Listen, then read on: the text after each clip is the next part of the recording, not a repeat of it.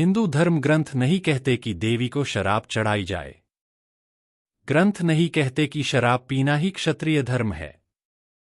ये सिर्फ एक मुगलों का षड्यंत्र था हिंदुओं को कमजोर करने का। मुगल बादशाह का दिल्ली में दरबार लगा था और हिंदुस्तान के दूर दूर के राजा महाराजा दरबार में हाजिर थे। उसी दौरान मुगल बादशाह ने एक दंभोक्ति की, है कोई हमसे बहादुर इस दुनिया में? सभा में सन्नाटा सा पसर गया। एक बार फिर वही दोहराया गया। तीसरी बार फिर उसने खुशी से चिल्लाकर कहा, है कोई हमसे बहादुर जो हिंदुस्तान पर सल्तनत कायम कर सके? सभा की खामोशी तोड़ती एक बुलंद शेर सी दहाड़ गूंजी तो सबका ध्यान उस शख्स की ओर गया। वो जोधपुर के महाराजा राव रिडमल राठौड़ थे। रिडमल जी राठौड़ ने कहा, मुगलों में बहादुरी नहीं कुटिलता है। सबसे बहादुर तो राजपूत है दुनिया में। मुगलों ने राजपूतों को आपस में लड़वाकर हिंदुस्तान पर राज किया। कभी सिसोदिया राणा वंश को कछावा जयपुर से तो कभी राठौड़ों को दूसरे राजपूतों से। बादशाह का मुंह देखने लायक था। ऐसा लगा जैसे किसी ने चोरी करते रंगे हाथों पकड़ लिया हो। बातें मत करो राव। उदाहरण दो वीरता का। रिडमल राठौड़ ने कहा, क्या किसी कौम में देखा है किसी को सिर कटने के बाद भी लड़ते हुए? बादशाह बोला, ये तो सुनी हुई बात है, देखा तो नहीं। रिडमल राठौड़ बोले, इतिहास उठाकर देख लो, कितने वीरों की कहानियां हैं सिर कटने के बाद भी लड़ने की।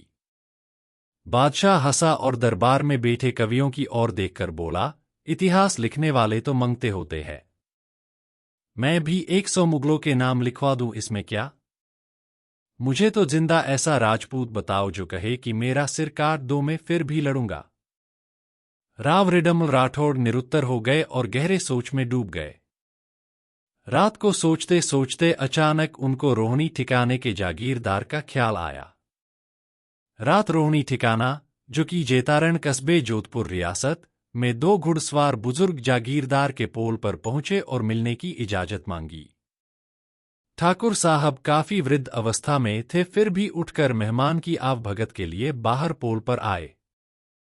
घुड़सवारों ने प्रणाम किया और वृद्ध ठाकुर की आंखों में चमक सी उभरी और मुस्कराते हुए बोले, जोधपुर महाराज, आपको मैंने गोद में खिलाया है और अस्त्र शस्त्र की शिक्षा दी है। इस तरह भेष बदलने पर भी मैं आपको आवाज से पहचान गया हूं।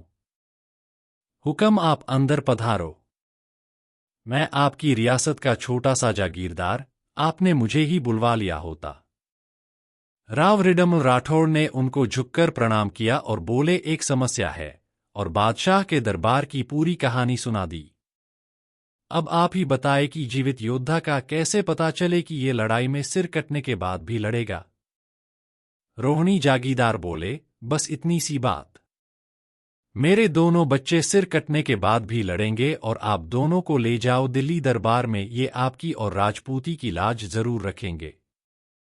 राव रिडमल राठौड़ को घोर आश्चर्य हुआ कि एक पिता को कितना विश्वास है अपने बच्चों पर।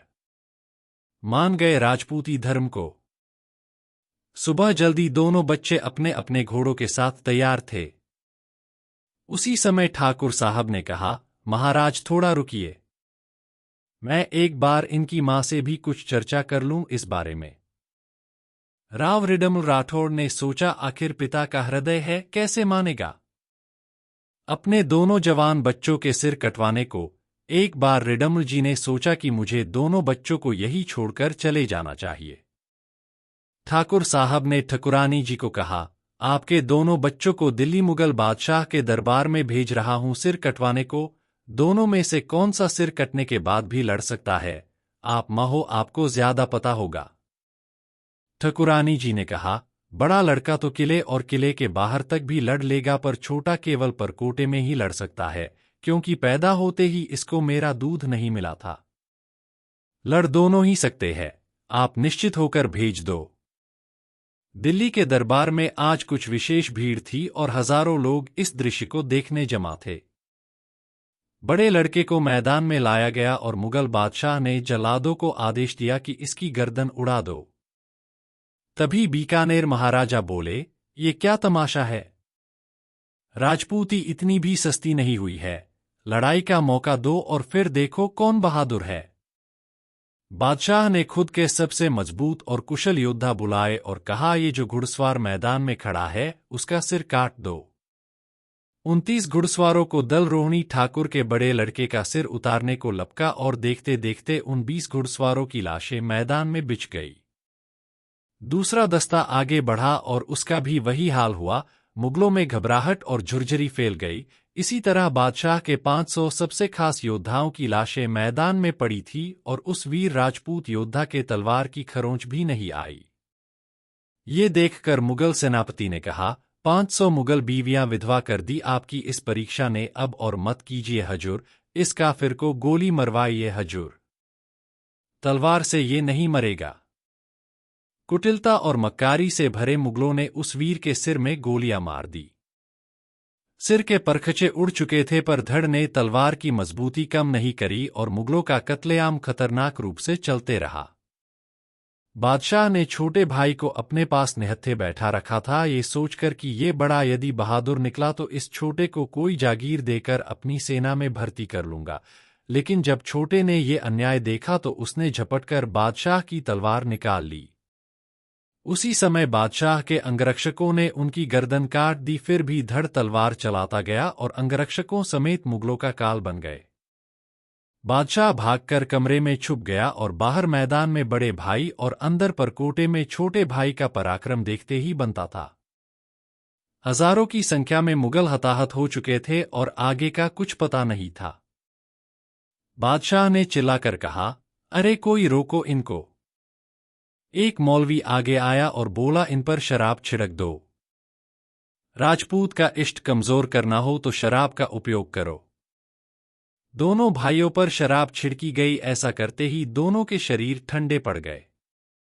मौलवी ने बादशाह को कहा, हजूर, ये लड़ने वाला इनका शरीर नहीं बल्कि इनकी कुल देवी है और ये राजपूत शराब से दूर रहते हैं और अपने धर्म और इष्ट को मजबूत रखते हैं। यदि मुगलों को हिंदुस्तान पर शासन करना है तो इनका इष्ट और धर्म भ्रष्ट करो और इनमें दारू शराब की लत लगाओ। यदि मुगलों में ये कमियां हटा दे तो मुगल भी मजबूत बन जाएंगे। उसके बाद से ही राजपूतों में मुगलों ने शराब का प्रचलन चलाया और धीरे धीरे राजपूत शराब में डूबते गए और अपनी इष्ट देवी को आराधक से खुद को भ्रष्ट करते गए। और मुगलों को कसम खिलवाई कि शराब पीने के बाद नमाज नहीं पढ़ी जा सकती, इसलिए इससे दूर रहिए। मांसाहार जैसी राक्षसी प्रवृत्ति पर गर्व करने वाले राजपूतों को यदि ज्ञात हो तो बताएं और आत्ममंथन करें कि महाराणा प्रताप की बेटी की मृत्यु जंगल में भूख से हुई थी क्यों? यदि वो मांसाहारी होते तो जंगल में उन्हें जानवरों की कमी थी क्या मार खाने के लिए? इसका तात्पर्य यह है कि राजपूत हमेशा शाकाहारी थे, केवल कुछ स्वार्थी राजपूतों ने जिन्होंने मुगलों की अधीनता स्वीकार कर ली थी, वे मुगलों को खुश करने के लिए उनके साथ मांसाहार करने लगे और अपने आप को मुगलों का विश्वास पात्र साबित करने की होड़ में गिरते चले गए। हिंदू भाइयों, ये सच्ची घटना है और हमें हिंदू समाज को इस कुरीति से दूर करना होगा। तभी हम पुनः खोया वैभव पा सकेंगे और हिंदू धर्म की रक्षा कर सकेंगे। तथ्य एवं श्रुति पर आधारित। नमन, ऐसी वीर परंपरा को नमन। आग्रह, शराब से दूर रहे सभी। आप सभी से निवेदन है, शेयर जरूर करें।